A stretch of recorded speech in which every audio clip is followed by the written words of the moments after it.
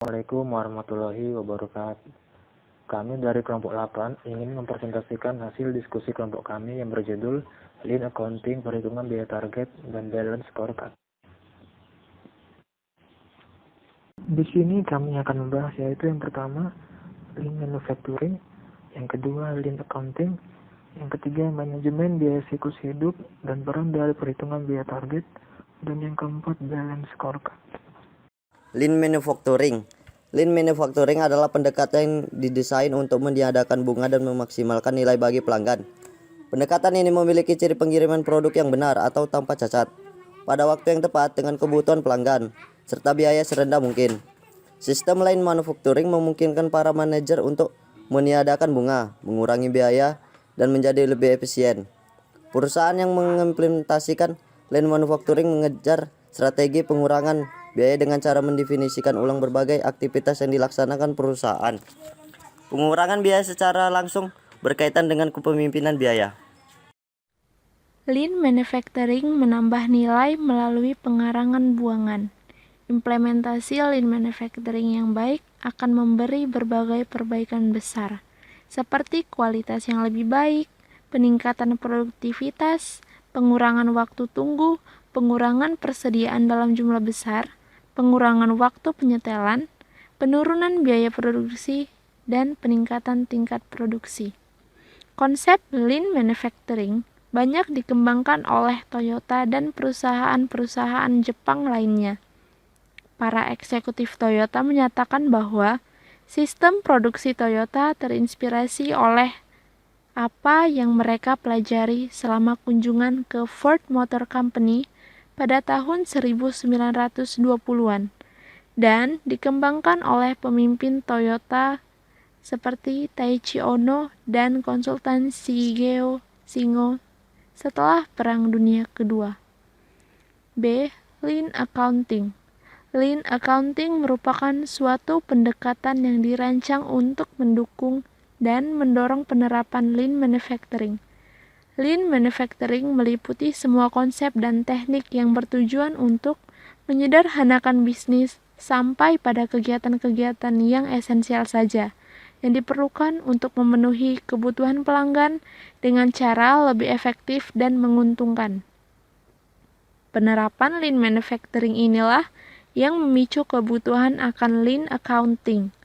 Karena metode akuntansi tradisional tidak dapat mengkoordinir kebutuhan informasi bagi industri yang beroperasi berdasarkan filsafat Lean. Dalam perkembangannya, Lean Accounting tidak hanya diaplikasikan pada perusahaan manufaktur saja, namun telah merambah ke jenis industri lain, seperti organisasi penyedia jasa keuangan, kesehatan, pemerintahan, dan pendidikan. Menurut Maskell dan Bagley, dalam mendukung Lean Manufacturing, Lean Accounting mempunyai visi sebagai berikut. Pertama, Lean Accounting menyediakan informasi yang akurat, tepat waktu, dan mudah dipahami untuk memotivasi transformasi falsafah Lean ke seluruh bagian organisasi dan dalam rangka pengambilan keputusan yang bertujuan meningkatkan nilai bagi pelanggan, pertumbuhan, profitabilitas, dan arus kas.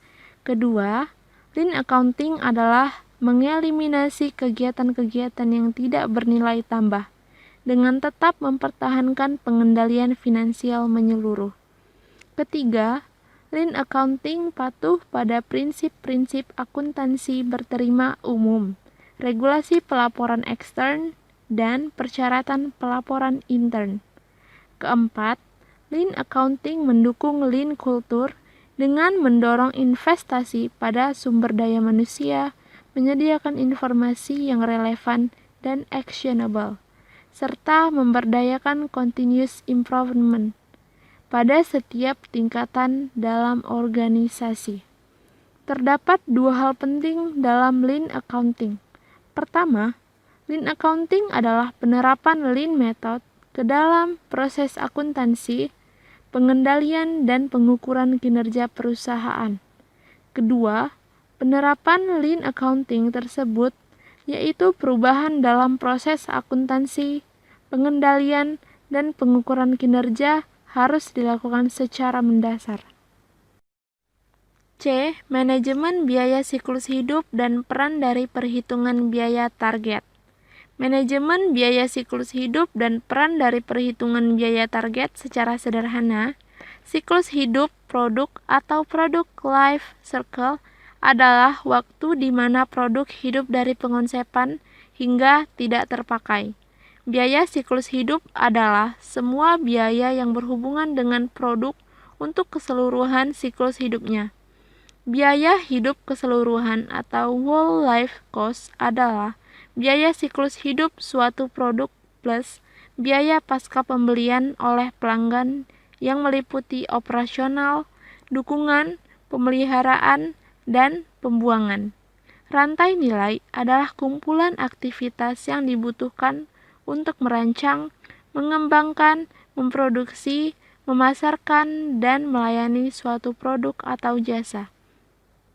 Jadi, manajemen biaya siklus hidup atau life cycle cost management berfokus pada aktivitas pengelolaan rantai nilai sehingga terbentuk keunggulan bersaing jangka panjang.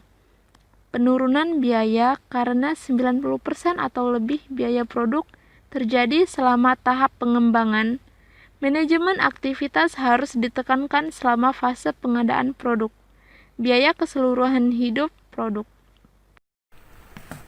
Biaya target adalah perbedaan antara harga penjualan yang dibutuhkan untuk menangkap pangsa pasar yang telah ditentukan terlebih dahulu dan laba per unit yang diinginkan. Proses yang digunakan untuk memproduksi dan memasarkan produk adalah sumber potensi penurunan biaya. Jadi, proses perancangan ulang untuk memperbaiki efisiensinya juga dapat memberikan sesuatu untuk mencapai kebutuhan penurunan biaya. Biaya target adalah tipe standar yang saat ini dapat dicapai, tetapi secara konsep berbeda dari standar yang dimodifikasi yang dibahas terlebih dahulu. Perbedaannya adalah dorongan motivasi. Siklus hidup pendek. Untuk siklus hidup pendek, perencanaan siklus hidup yang baik merupakan hal penting dan harga harus dibuat secara tepat untuk menutup semua biaya siklus hidup dan memberikan hasil yang baik. Perhitungan biaya berdasarkan aktivitas dapat digunakan untuk mendorong perencanaan siklus hidup yang baik. Dengan pemilihan penggerak biaya secara hati-hati, para perekayasa desain dapat dimotivasi untuk memilih desain dengan biaya minimum.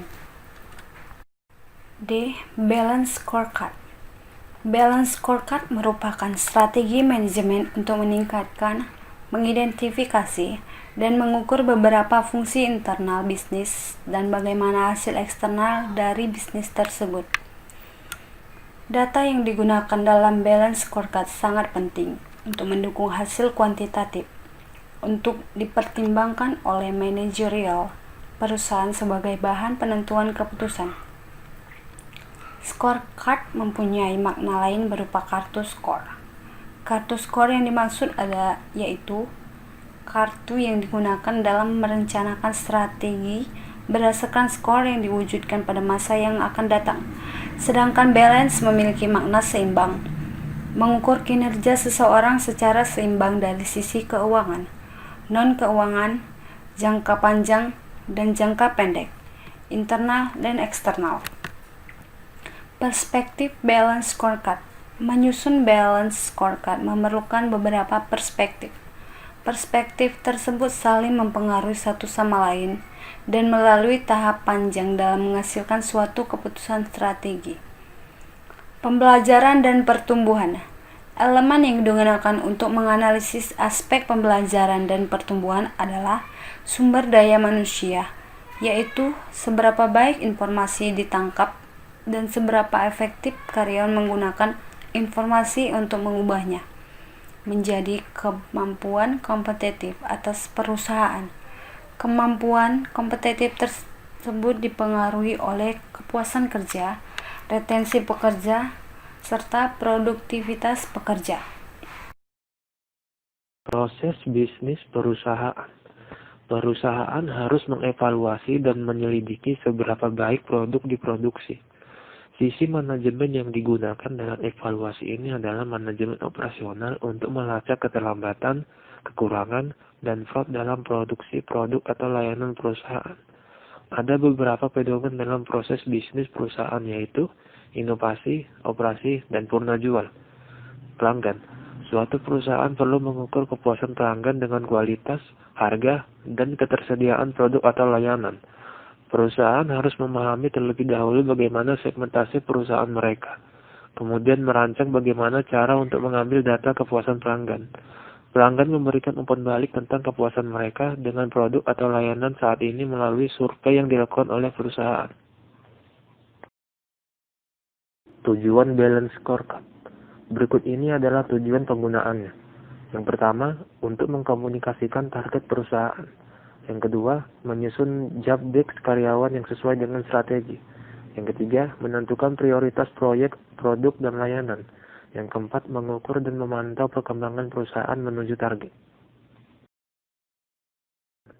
Lean Manufacturing adalah sebuah metodologi praktik produksi yang memfokuskan penggunaan dan pemberdayaan sumber daya untuk menciptakan value bagi pelanggan, dengan cara menghilangkan waste atau pemborosan yang terjadi pada proses sehingga terjadi proses yang lebih efektif dan efisien dengan kualitas output yang lebih baik yang dilakukan secara terus-menerus oleh suatu industri manufaktur atau pabrik.